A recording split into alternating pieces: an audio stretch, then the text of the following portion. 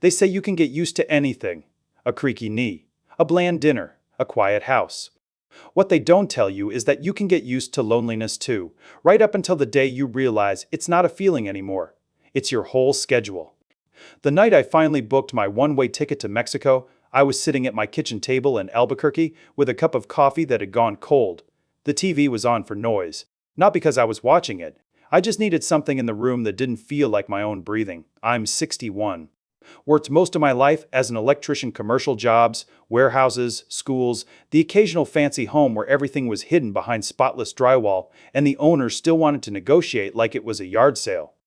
I was proud of what I did, proud that my hands could solve problems, proud that people called me when something mattered. Then I retired, or I tried to. My wife Diane passed 4 years ago. Pancreatic cancer, quick, brutal, unfair. We were married 36 years, built a life that wasn't flashy but was solid. A small home. A little savings. 2 kids who grew up and moved out and now call when they can, because they're busy, because life keeps moving, because that's how it goes.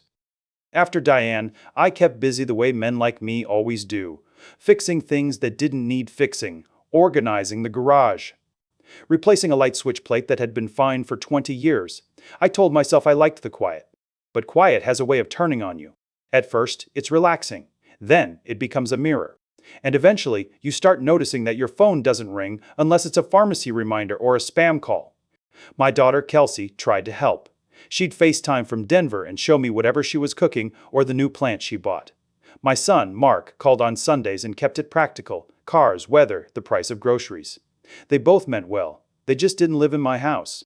I started going to the same diner every morning for breakfast, not because the food was good, but because the waitress said my name. "Morning, Rick." 2 words, but they held my whole day together. Then, one morning, she was off, and nobody said anything. That's when I understood how small my world had gotten. I'd always liked Mexico. Years ago, Diane and I took a trip to Puerto Vallarta, nothing fancy. Just a week of sun and walking around and trying to pronounce menu items we didn't understand. I remembered the feeling of being anonymous there in a way that didn't sting. In Albuquerque, anonymity felt like being forgotten. So I started looking at apartments online, just looking. Browsing the way people browse boats they'll never buy or cabins in the mountains they'll never visit. Guadalajara kept coming up. Not the beach, not the tourist postcard version of Mexico. A real city. Cafes, parks, neighborhoods with tree-lined streets. I watched videos, read expat forums, tried to separate reality from exaggeration. The more I looked, the more I felt something I hadn't felt in a long time. Anticipation. I told Kelsey first, over the phone, while she chopped onions. Mexico, she said, eyebrows rising. Like, permanently. Not permanently, I lied. Just for a while, change of scenery. She didn't say no. She didn't yell. She just went quiet, and I could hear her thinking through worst-case scenarios like a mother, even though she's my kid. "Dad," she finally said, "are you running away from something?" I stared at my kitchen sink, the same view I'd had every morning for years. "I'm not running," I said. "I'm trying to move towards something. I don't know what it is yet." That was the truth. Mark was more blunt. "You sure you're not doing this because you're lonely?" I laughed like it was a joke. Then I realized he wasn't joking. "Of course I'm lonely," I said. "I'm not made of stone," he sighed. "Just don't go down there thinking it'll fix everything." "I'm not," I said, "but I was hoping it might fix something." 2 months later, I landed at Miguel Hidalgo y Costilla International Airport with 1 suitcase, a backpack, and a stomach full of nerves. The air smelled different the moment I walked outside. Warmer, thicker, like the city had its own breath. My Uber driver didn't talk much, just nodded when I tried Spanish and switched to slow, careful English when I got stuck. The car slid through traffic that felt chaotic at first, then strangely fluid, like everyone understood an unwritten rhythm I didn't yet know. I'd rented a small apartment in Colonia Americana.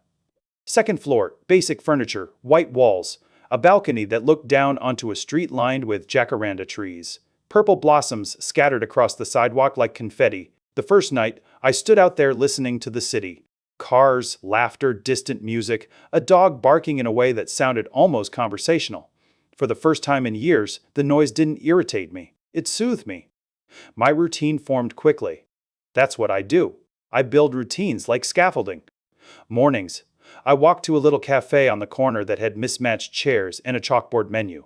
The barista made my coffee too sweet at first, then remembered I liked it less so and adjusted without me asking. That small act of memory felt like a gift. I enrolled in Spanish classes at a community school near Avenida Chapultepec. Nothing fancy. A classroom with a whiteboard and students from all over. Koreans, Canadians, a German guy who spoke better Spanish than I ever would. I sat there with my notebook and tried not to feel my age when the younger students picked things up faster. After class, I'd wander. Mercado San Juan de Dios overwhelmed me the first time.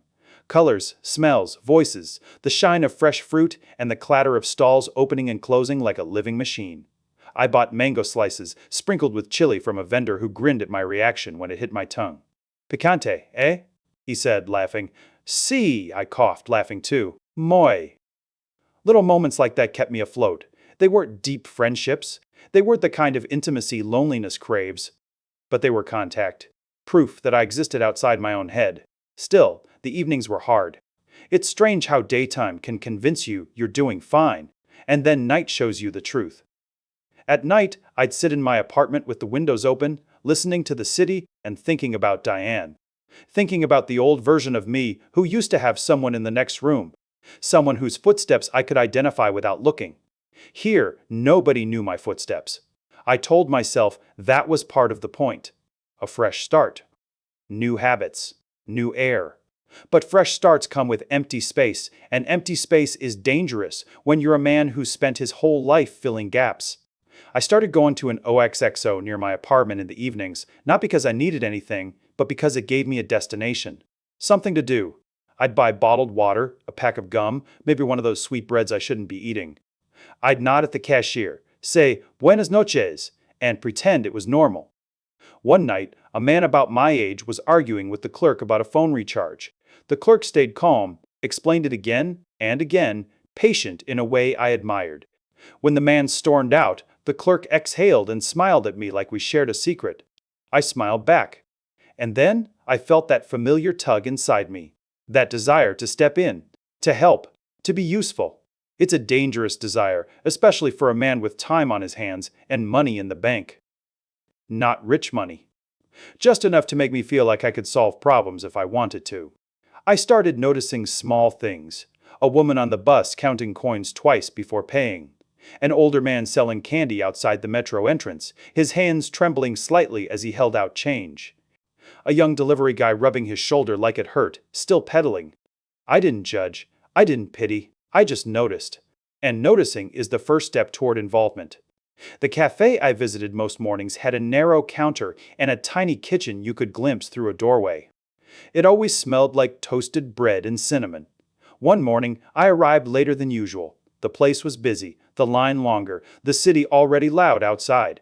I stood there waiting, feeling impatient in a way I hated. That's when I saw her. She stepped out from the back, carrying a tray of cups, moving quickly but carefully. She couldn't have been older than 26 or 27. Dark hair pulled into a loose bun. No jewelry except small hoops in her ears. She wore an apron and an expression that said she'd been working since before sunrise. She glanced toward the line, then toward the register, and for a second her eyes met mine. It wasn't a smile. It was something quieter. A quick look that said, I see you. I'm doing my best. Please be patient. And I don't know why, but that tiny look hit me harder than it should have. My whole chest warmed like someone had opened a window inside me. I looked away fast, embarrassed by my own reaction, and told myself it was nothing. Just a human moment. Just a tired worker in a busy cafe. But as I stood there listening to the murmur of customers and the hiss of the espresso machine, a thought formed without my permission. I have to be careful. Because the problem wasn't her. The problem was how quickly I'd felt myself leaning toward anyone who made me feel seen. And as she disappeared back into the kitchen, I realized something I didn't want to admit. I hadn't come to Mexico just to escape my old life. I'd come here hoping someone might give me a new one. And I couldn't stop wondering, if she looked at me again, would I mistake kindness for an invitation? The next morning, I told myself I wouldn't go back to that cafe. Not out of principle. Out of caution. But my feet took me there anyway, like they knew the route better than my brain did. The jacaranda petals were still scattered on the sidewalk, crushed into dark smudges by shoes and tires. A street vendor was setting up a cart with oranges stacked in neat pyramids. The city smelled like exhaust, warm bread, and something sweet frying somewhere nearby. I walked in and tried to act like it was just another morning. The same narrow counter, the same chalkboard menu, the same hum of conversations. I waited in line and kept my eyes on the pastries behind the glass so I wouldn't look for her. When it was my turn, the cashier asked what I wanted, and I stumbled through my order in Spanish the way I always did. Coffee? Less sugar, please. A piece of sweetbread. She appeared again from the back right as the cashier handed me my cup. This time, she smiled. Not a big smile. Just the corner of her mouth lifting, like she recognized me. Like I belonged there. My throat tightened in a way that annoyed me. I nodded too hard and said, "Gracias." She nodded back and returned to the kitchen. That was it. 10 seconds. And somehow, it followed me to my balcony later, followed me into my Spanish class, followed me all the way to bed. When you've been lonely long enough, your mind starts treating small kindnesses like they're rare coins. You keep turning them over in your hand, studying every angle, wondering what they're worth. Over the next week, I became a regular in a way I hadn't been with any place since Diane died. Same time. Same table near the window if it was open. Same order. I brought a book sometimes, mostly as a prop. I didn't read much, and she kept appearing, not always, but enough. Once she carried a tray past my table and said, "Buenos dias," like she meant it. Another time she asked, in careful English, "You, like Guadalajara?" I told her, "Yes, very much, I'm still learning." She tilted her head, studying me. "You live here?" "Colonia Americana," I said, her eyebrows lifted. "Ah, cerca, close. I waited for her name. She didn't offer it. I didn't ask. I told myself not to. Then one morning, my Spanish failed me in a way that made my cheeks burn. The cashier asked if I wanted my pastry warmed. I misunderstood and answered too fast. The cashier repeated herself, slower, and I still didn't get it. The line behind me shifted impatiently. I could feel eyes on my back. I was about to wave it off and step aside when she came out from the back. She leaned toward the cashier, said something quick, then looked at me. "Warm?" she asked, holding her hands like she was cradling something hot. "Oh," I said, relieved and embarrassed at the same time. "Si. Yes, warm." She smiled wider this time, like she'd rescued me without making a scene. When she handed the pastry to me a minute later, she said, "De nada," as if I'd thanked her. I took my coffee to my table and sat there feeling something I didn't like. Gratitude, sure, but also relief. Relief that someone had noticed I was struggling and stepped in. It didn't feel romantic. Not yet. It felt older than romance. Like being taken care of. Like being included. That's the kind of feeling you can get addicted to without realizing it. A few days later, she sat at the table beside mine during a slow stretch. She wasn't on break exactly, more like stealing a moment between tasks. She had a small notebook in her hand and was writing something. Inventory, maybe. I tried not to stare. She noticed me anyway. "You study Spanish?" she asked. "She," I said. 2 days, a week." She nodded like she approved. "It's hard." I laughed. "For me? Yes. Very hard." She smiled. "You speak good." I shook my head. "No, but I try." "My English," she said, tapping her notebook, "is bad." "It's good," I said, and meant it. She hesitated, then said, "My name is Valeria." The way she said it, like a simple fact, made my chest tighten again. "Rick," I said. "Me, l'amo, Rick." "Rick, Rick," she repeated carefully, like tasting the sound. Then she laughed softly. "Not at me, with me. Easy." "Valeria," I repeated, slower than necessary. Her smile held. "See." That moment should have stayed small. Names exchanged. Two people being polite. But names are doors. Once you have someone's name, you can think of them as a person in your life instead of a figure passing through it. Valeria told me she was 26. She worked 6 days a week at the cafe and did bookkeeping at night for her aunt's small clothing shop. She lived with her mother in a modest apartment a few neighborhoods away. She said it all casually, like she was listing ingredients in a recipe. "Always working," I said. She shrugged. "Así es." There it was again. That phrase. That acceptance. and something in me, some old reflex, wanted to push back against it. It doesn't have to be that way. You shouldn't have to carry everything. But I didn't say that. I just nodded and listened. Over the next few weeks, we slipped into a rhythm that felt natural enough to fool me. If the cafe was slow, she'd come to my table for a minute and practice English phrases. I'd answer in Spanish where I could. We'd laugh at my pronunciation. She'd correct me gently, not like a teacher, more like a friend. I started bringing small things, justified as language practice tools. A little pocket dictionary I didn't need, a notebook with blank pages.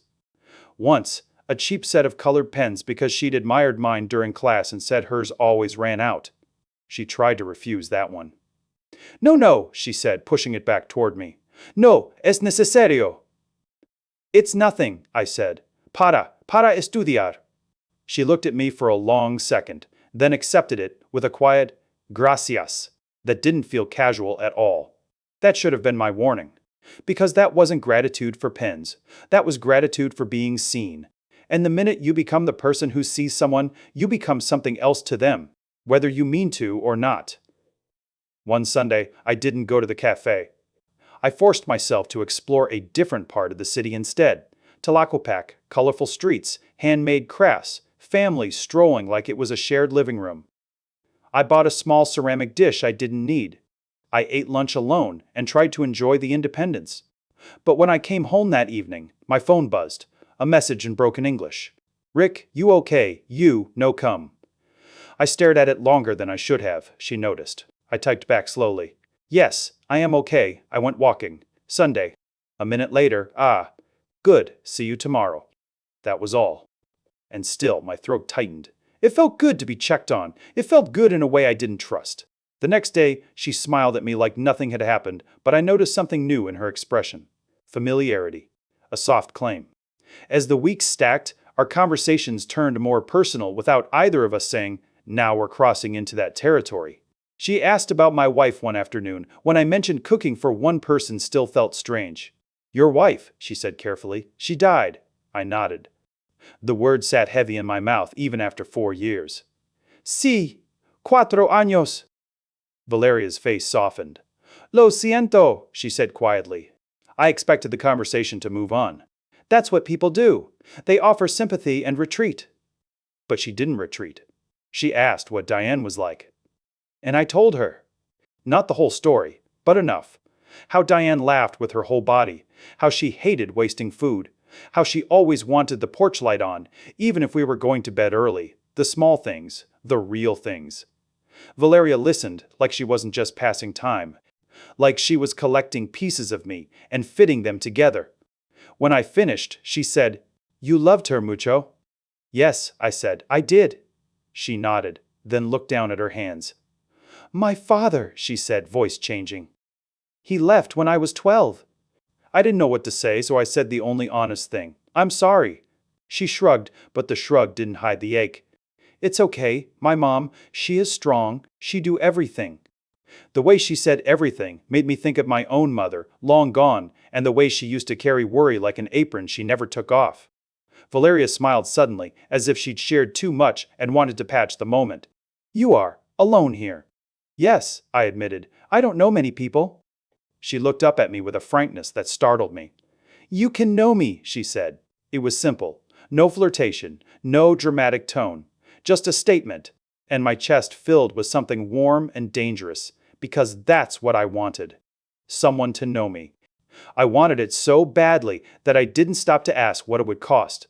That night, on my balcony, I watched the streetlights blink on one by one. A couple walked past laughing, close enough that their shoulders touched. Somewhere in the distance, music drifted through the warm air, thin and sweet. I replayed Valeria's words again. You can know me. I realized I was already rearranging my days around her, already checking my phone more often, already looking for her face in the cafe the second I walked in. And in that quiet, with the city humming below me, a thought slid into place with unsettling clarity. I wasn't just learning Spanish in Guadalajara. I was learning how quickly my loneliness could turn a simple connection into a hunger. And the question that wouldn't leave me was this. If Valeria offered me more, even accidentally, would I know how to say no? A scooter buzzed past on the street below, its engine whining, and for some reason the sound made me flinch, like the city itself had just warned me to stay awake. I told myself things, only felt serious because they were new. That's the lie I leaned on when Valeria started waiting for me outside the cafe at closing time. It wasn't every night, just once or twice a week. She'd step out, apron folded over her arm, hair looser than it was during her shift, and say something casual like, "I walk this way anyway," even though I knew her bus stop was in the opposite direction. We'd walk together for a few blocks, nothing dramatic, traffic noise, street vendors packing up, dogs pulling at leashes. Conversations that stayed light on the surface work, classes, food, but carried weight underneath. I learned how carefully she budgeted, how she tracked every peso in a small notebook, how one unexpected expense could throw off her entire month. She didn't complain. She just stated facts the way people do when they've learned complaining doesn't change outcomes. "My mom's rent went up," she said one evening, eyes fixed on the sidewalk. "Only a little, but," she shrugged. "But a little is never little," I finished. She smiled at me then, not grateful, relieved. Like someone had finally spoken her language. That smile stayed with me longer than it should have. I started paying more attention to the ways I could make her life easier without it being about money. Or so I told myself. I brought her coffee when she worked double shifts. Picked up pastries she liked. Once, when it started raining suddenly and she didn't have an umbrella, I handed her mine and walked home soaked, feeling oddly proud of myself. But ease has momentum, and momentum doesn't ask permission. One night, she texted me after her bookkeeping job. "Estoy muy cansada," she wrote. "Very tired." I stared at the message longer than necessary. Then I typed, deleted, retyped. "Come eat," I finally sent. "I cook." She hesitated. I could tell by the pause. Then, solo un rato. Just a little while. I cleaned my apartment like I was preparing for an inspection. Not because it was dirty, but because I wanted it to feel neutral. Safe. I cooked something simple: chicken, rice, vegetables. Nothing that suggested effort or expectation. When she arrived, she stood in the doorway for a moment, taking it in. The small table. The balcony doors open to let the night air in. The city lights blinking beyond. "It's nice," she said. "Tranquilo. Peaceful." We ate at the table, talked, laughed quietly. She told me about a mistake she'd made at work that day and how her supervisor sighed like it was personal. I told her about wiring jobs I used to do where nothing went wrong until the final hour. After dinner, she washed dishes without asking. That should have made me uncomfortable. It didn't. When she left, she hugged me. Brief, careful, but real. I stood there after the door closed, heart beating faster than it should have for a hug. That became another routine. Dinner once a week. Then, twice. She'd bring tortillas or salsa sometimes, like a peace offering. I'd pretend not to notice how easily she fit into my space, how naturally she reached for a glass, how she sat on the balcony chair like it belonged to her. One evening, she mentioned her laptop was dying, freezing, losing files. "I save everything twice," she said, frustrated. "But still," I nodded. Asked questions. Gave advice I knew wasn't helpful. That night, alone, I opened my browser and looked at prices. Nothing fancy, just something reliable. The next time I saw her, I didn't give it to her right away. I waited. I told myself I was waiting for the right moment. But really, I was waiting for permission. It came without words. She told me she might have to drop one of her classes next semester if her hours got cut. She said it casually, but her voice went tight around the edges. "I worked so hard to get here," she said. "Sometimes I feel like I'm always almost okay." I handed her the laptop then. Box still sealed. "For school," I said quickly. Not a gift. You can pay me back. Poco a poco." She stared at it like it might disappear if she touched it. "No," she said. "Rick, no, that's too much." "It's not," I said. "Too fast. For me, it's nothing." That was the wrong word. She shook her head. "For you, maybe." "For me," she trailed off. I softened my voice. "It helps you. That's all." She didn't take it right away. She looked at me, really looked at me, like she was recalculating something. Finally, she said, "Gracias," so quietly it felt private. After that, the tone changed. She checked in more, asked what I thought before making decisions, started phrasing plans as questions instead of statements.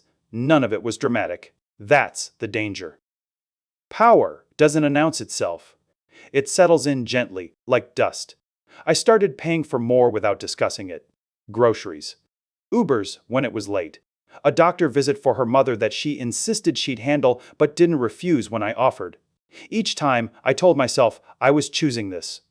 Each time, it became a little harder to imagine not choosing it.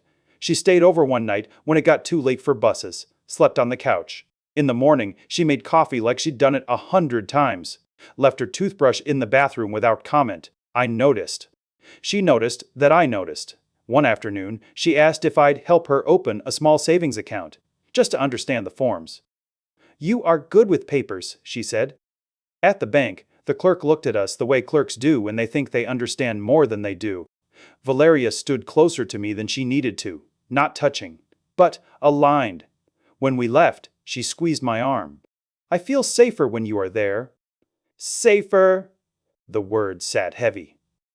That night, lying in bed, I stared at the ceiling and thought about the shift I couldn't quite name. When had helping turned into leading? When had support turned into expectation? I told myself I was imagining things. Then, I checked my bank balance and felt a flicker of something that wasn't fear, but awareness.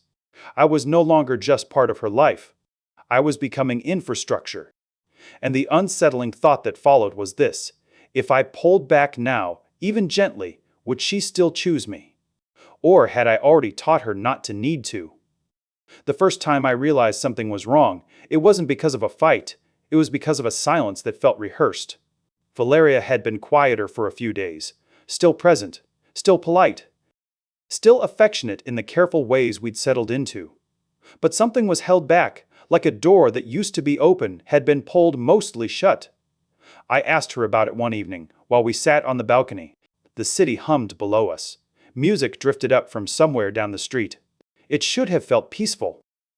"You're thinking," I said. She smiled without looking at me. "I always think. This is different." She sighed, long and controlled, then finally met my eyes. "I don't want to make problems." That sentence landed wrong. "We don't have problems," I said quickly. She looked away again. "See, that's what I mean." My chest tightened. "Then talk to me." She hesitated, then spoke in a rush like she was afraid she'd lose her nerve. "My uncle, he needs help." "He hurt his back." "He can't work right now. My mom is worried." I waited. Didn't offer anything. I told myself I was learning. Valeria glanced at me, just for a second, then back to the street. "It's not my responsibility," she added quickly. I didn't want to say anything. But she had said it, and we both knew why. "I'm sorry," I said carefully. "That's hard." She nodded. Sigh. Silence again. It stretched. I could feel the old reflex rising in me, the urge to solve, to ease, to step in before discomfort could fully form. That reflex had been my compass my entire life. It had earned me respect. It had made me reliable. It had also gotten me here. "I can help," I heard myself say. She turned toward me, eyes sharp now. "No, I didn't ask." "I know," I said, "but you don't have to carry everything." Her expression flickered, relief, then something like frustration. "That's the problem," she said quietly. "I don't know where the line is anymore." Neither did I. I still helped. Of course I did, not directly, not that night. But a few days later, when she mentioned her mother was short on rent again, I transferred money without telling her first. Thought it would spare her the discomfort. It didn't. She found out anyway. She stood in my kitchen holding her phone, the confirmation message glowing on the screen. "Why did you do this?" she asked. "So you wouldn't have to worry," I said. "That's not your decision." I felt defensive heat rise in my chest. "I'm trying to help." She shook her head. "You're deciding." The word cut deeper than it should have. "I thought that's what we were doing," I said. "Taking care of things together." She set the phone down slowly. "You take care." "I accept." "That's not fair." She looked at me then, really looked at me, and her voice softened. "Rick, you don't see it." "See what?" "See what?" "When I say no, you hear it as a problem to fix. When I say I'm okay, you hear it as an invitation. You don't let things stay mine." I opened my mouth, then closed it. Because some part of me knew she was right. "I never asked you to do all this," she continued. "You offered, again and again. And you said yes." She nodded. "Because it was easier than saying no to someone who cares." That sentence settled heavy between us. I care, I said quietly. I know, she replied. That's why this is so hard.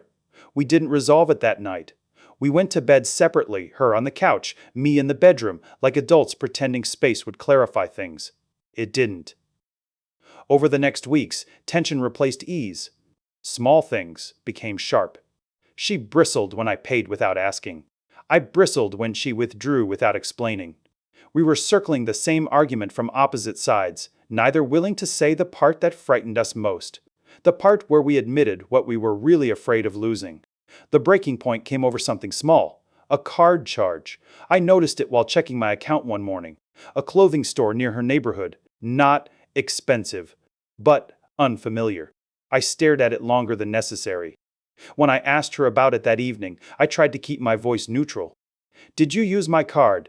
She didn't answer right away. Yes, she said finally. I was going to tell you. For what? I needed clothes for work. Why didn't you ask? Her jaw tightened.